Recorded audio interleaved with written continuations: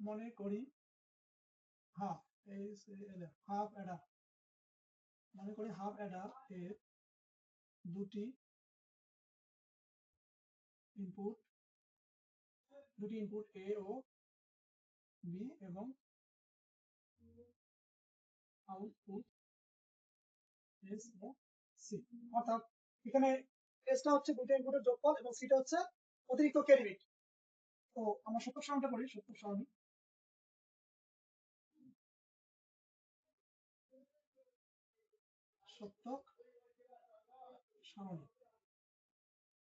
আমরা হাফ অ্যাডারের সত্যক সারণীটা করি এখন। ইনপুট আউটপুট,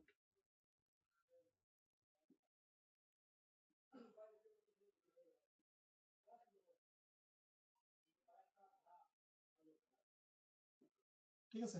তো ইনপুট হচ্ছে দুইটা, হাফ অ্যাডারের ইনপুট দুইটা, এ আর বি নিছিলাম। আউটপুট হচ্ছে এস ও সি। তো ইনপুট বসাই 0 1 0 1 0 0 1 1।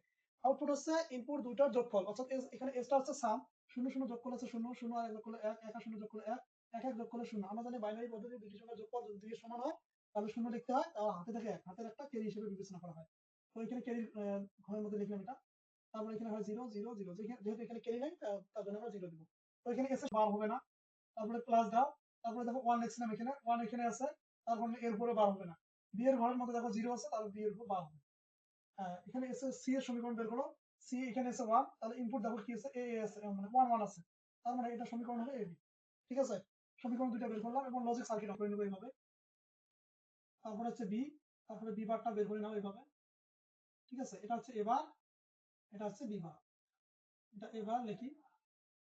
আচ্ছা, এরপর আসো কি আছে, এখানে এবার বি আছে। তো এবার বলতে এই অংশটা নিতে হবে, বি বলতে এই যে এখান থেকে নিতে হবে এবার বি।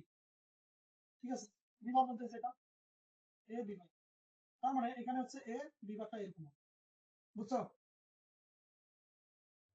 এখন সি এর যে সমীকরণটা পাচ্ছিলাম, সি এর সমীকরণের মধ্যে কি দেওয়া আছে, এ বি দেওয়া আছে। ঠিক আছে, তো আমরা এ বলতে এখান থেকে নিব এ, আর আমাদের বলা চিত্র এই যে এরকম।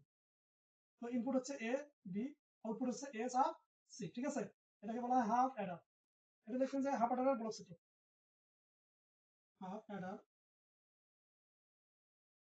এর ব্লক ব্লক চিত্র। হাফ অ্যাডারের ব্লক চিত্রটা এটা হচ্ছে হাফ অ্যাডার লজিক সার্কিট আর সত্যক সারণী দেখাইছি। আশা করি সকলে বুঝতে পারছেন।